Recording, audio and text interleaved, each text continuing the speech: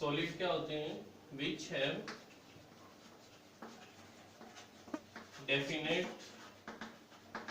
Definite shape and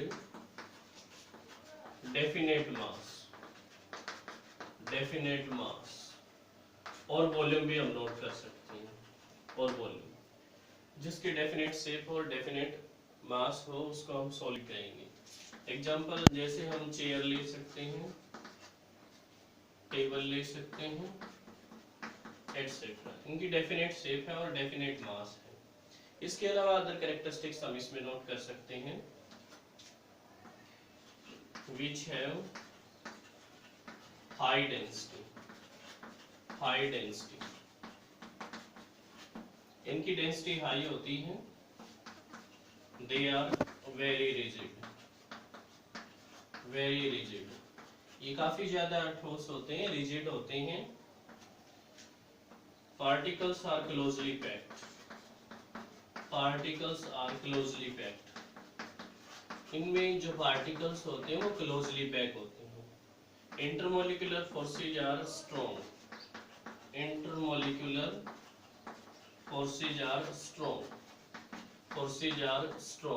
इनमें intermolecular force strong होते हैं। इंटरमोलिकुलर का मतलब होता है जो मॉलिक्यूल के बीच फोर्स हो। अगर हम पार्टिकल नेचर की बात करें तो सॉलिड पार्टिकल्स को इस तरीके से दिखा सकते हैं, जिसमें पार्टिकल क्लोजली पैक होते हैं और इंटरमोलिकुलर फोर्स से स्ट्रॉन्ग होते हैं। इसके अलावा हम नोट कर सकते हैं कि इनमें जो सॉलिड पार्टिकल्स होते हैं ये ऑसिलेट कर सकते हैं बट मूव नहीं कर सकते। They can not flow but they can oscillate at their main position, ये अपनी पोजीशन पे ऑसिलेट कर सकते हैं बट ये फ्लो नहीं कर सकती। सो ये हमने कैरेक्टरिस्टिक्स नोट की हैं सॉलिड्स की, जिसमें हमने नोट किया है सबसे पहले इसकी डेफिनेशन को, विच है डेफिनेट शेप एंड डेफिनेट मास और वॉल्यूम। एग्जांपल हमने इसमें नोट किया है चेयर और टेबल। इसके अलावा अदर कैरेक्टरिस्टिक्स को हमने इसमें नोट किया। Next liquid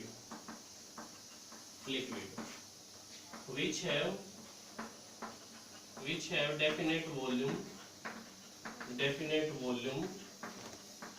but not definite shape, इनमें डेफिनेट वॉल्यूम होती है बट डेफिनेट शेप नहीं होती। एग्जांपल अगर हम नोट करें इसमें तो वाटर है, मिल्क है, ये सब हम इसमें नोट कर सकते हैं। जैसे मान लीजिए अगर हम इसमें लिक्विड की बात करें तो एक ग्लास हम लेते हैं या एक बीकर लेते हैं जिसके अंदर हम वाटर लेते हैं या लिक्विड लेते हैं, तो इसमें हम 100 ml वाटर ले रहे हैं, तो इसमें हम देख रहे हैं कि इसकी जो वॉल्यूम है वो 100 ml है। इसकी शेप जैसा ही कंटेनर है वैसी ही शेप है। अगर हम इसे 100 ml को किसी दूसरे कंटेनर में डाल देते हैं, जैसे मान लीजिए इस कंटेनर में हम डाल देते हैं, तो ये 100 ml वाटर ही है बट इसकी जो शेप है वो चेंज हो चुकी है। मीन्स जो लिक्विड होते हैं वो जैसा कंटेनर होता है वैसी ही शेप एक्वायर कर सकते हैं। इसके अलावा अदर कैरेक्टरिस्टिक्स हम इसमें नोट कर सकते हैं। they have high density but lower than solids, लेकिन सॉलिड से कम डेंसिटी होती है। इसके अलावा हम नोट करते हैं कि पार्टिकल के बीच थोड़ा स्पेस प्रेजेंट होता है, means intermolecular distance is small. हम नोट कर सकते हैं कि स्मॉल इंटरमोलिकुलर डिस्टेंस इसमें नोट कर सकते हैं। दे कैन फ्लो, ये फ्लो कर सकते हैं, इनके अंदर फ्लूइडिटी की प्रॉपर्टी होती है। सो ये हम लिक्विड की कैरेक्टरिस्टिक्स नोट कर सकते हैं। आगे हम गैसेस पार्टिकल्स जो होते हैं या गैसेज होती हैं, इसमें इससे पहले हम लिक्विड के पार्टिकल्स को अगर हम रिप्रेजेंट करना चाहें, पार्टिकल नेचर दिखाना चाहें, तो इस तरीके से दिखा सकते हैं। ये पार्टिकल नेचर ऑफ लिक्विड, जिसमें आप देख रहे हैं पार्टिकल पार्टिकल के बीच डिस्टेंस प्रेजेंट है, इनके बीच इंटरमोलिकुलर फोर्सेस तो स्ट्रॉन्ग है बट इतने स्ट्रॉन्ग नहीं है जितने सॉलिड के अंदर है, इनके बीच कुछ स्पेस प्रेजेंट है, सो इंटरमोलिकुलर डिस्टेंस इसमें स्मॉल है। आगे हम बात करें गैसियस पार्टिकल्स की। जो गैसियस पार्टिकल होते हैं उनमें ना तो डेफिनेट वॉल्यूम होती है और ना ही डेफिनेट शेप होती है। उनमें हम नोट करेंगे गैसेज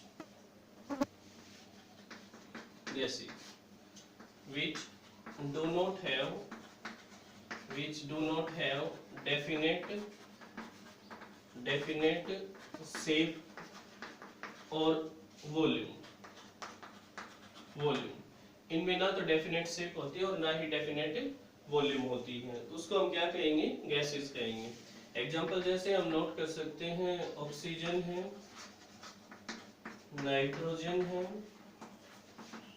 ये सब हम इसमें नोट कर सकते हैं। एयर है, air is the mixture of gases.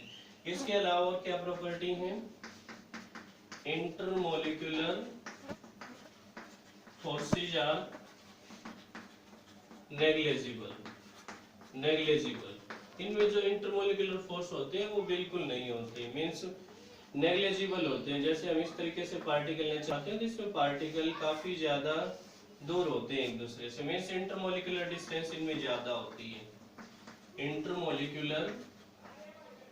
Intermolecular distance is maximum. इनकी डेंसिटी लो होती है, they have low density।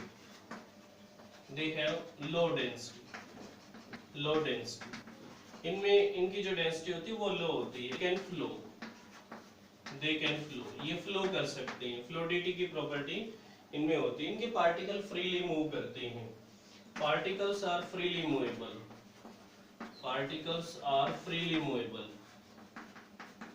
Movable means इनके पार्टिकल के बीच इंटरमोलिकुलर फोर्स नेग्लिजिबल होता है, इसी वजह से पार्टिकल फ्रीली मूव करते हैं। सो ये कैरेक्टरिस्टिक्स हमने गैसेस की नोट की है। आगे हम इसमें अगर हम इसके पार्टिकल नेचर की बात करें तो पार्टिकल इस तरीके से दिखा सकते हैं, पार्टिकल्स ऑफ गैसेज। आगे हम बात करें chemical classification of matter. Chemical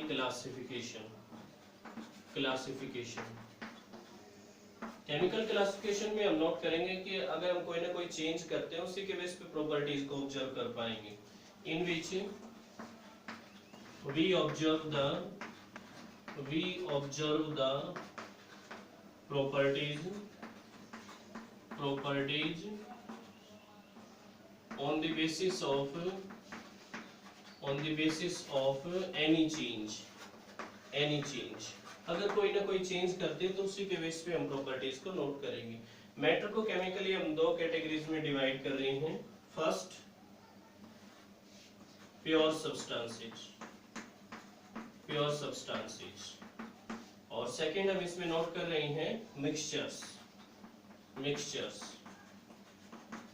जो प्योर सब्सटेंस होते हैं उसमें सिर्फ एक ही तरह के पार्टिकल प्रेजेंट होंगे, बट जो मिक्सचर होते हैं उसमें एक से ज्यादा तरह के पार्टिकल्स प्रेजेंट होंगे। आगे हम इनको डिटेल में डिस्कस करेंगे।